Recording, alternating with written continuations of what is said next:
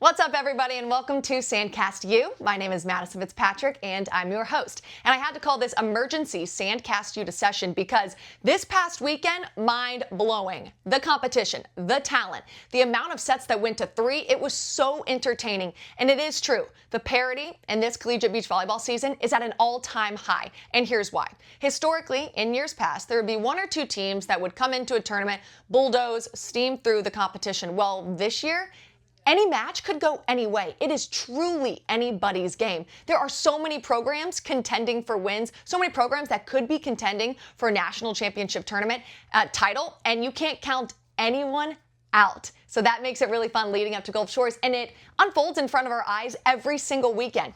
Here's what I want to talk about first. The MPSF Midseason Rumble, that tournament showed off. And guess who showed off the most? In my opinion, the biggest shock, the biggest wow effect goes to Cal. You guys, let's talk about Cal. They beat GCU 3-2. They upset USC 3-2. Then they take on UCLA. They lose 2 courts to 3 courts, but here's the thing, it came down to the ones. It came down to 1 court. It went to 3, and Cal only lost by 2 points in that 3rd set. So there was only 2 points in between Cal getting the win over USC, GCU, and UCLA. That's how good Cal is. It is the deepest they've ever been. It's the most stacked that they've ever been. And keep an eye out for Cal's ones. Portia Sherman and Emma Donnelly. Emma Donnelly, 6'4". Portia Sherman, an absolute athlete, just scurries around behind her, picks everything up. Also, Emma Donnelly has this jump top spin unlike any jump top I've ever seen. She got so many aces this past weekend. So watch out for the ones of Cal, and watch out for Cal in general. They are on a mission this year. Next up, let's talk about UCLA. UCLA went undefeated. They're having a really good season so far. They swept Oregon. They beat Stanford 4-1. They swept GCU, and then they beat Cal 3-2. And like I said, that Cal match went to the 3rd set, came down to 1 court, and they won by 2 points. The 1s and 2s for UCLA were amazing. Perry Brennan and Miskowski, super athletic, really fun to watch, true winners. Those are 2 girls that just know how to win. And then their 1s, Sally Perez and Maggie Boyd. Sally Perez is so impressive. She's only a freshman, but she's got the side-out efficiency and just the ability to lock in and get things done. She's got the ability that a grad student would have. So watch out for the 1s and 2s for UCLA. USC next. They went 3-1 with only loss to Cal, but it was 3-2. And that's why I say the parity is at an all-time high. Cal takes down USC.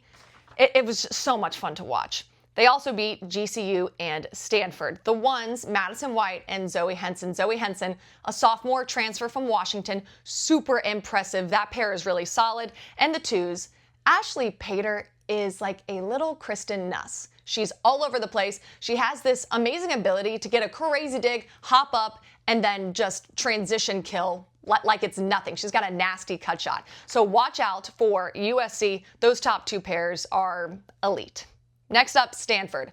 They lost to USC and UCLA. They beat Oregon and Cal. The 2s of Stanford are really fun. Taylor Wilson and Charlotta Bell. They were very impressive. Bell is super tall, and then Taylor Wilson brings a whole lot of experience to the position. They were also extremely energized and entertaining to watch from a screaming, giving it everything they have, throwing sand. This is a Stanford team that is very talented and really motivated as well. Also something from Stanford, they run a lot of really cool sets. They spread out their offense really well. They were pin to pin, basically passing to the middle, running shoots, not shoots, but you know what I mean, running that all the way out to the pin. So really fun to watch their offense on Stanford. Last team I want to talk about is TCU. They went 4-0 this weekend at the TCU Invitational. They weren't at the MPSF Midseason Rumble. They were at their own Invitational. They're deep, and after only a couple losses at the beginning of the season, they have turned it around. They have locked in. They've really pulled it together. They'll play USC on the 18th. They lost to USC at the beginning of the season, so that'll be a good test for them.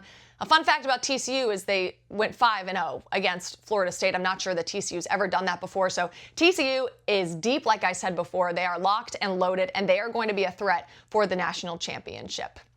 That's about all I have for you guys this time. Thank you so much for watching, and I will be keeping you up to date as we get closer to Gulf Shores. Like I said, it's anybody's game.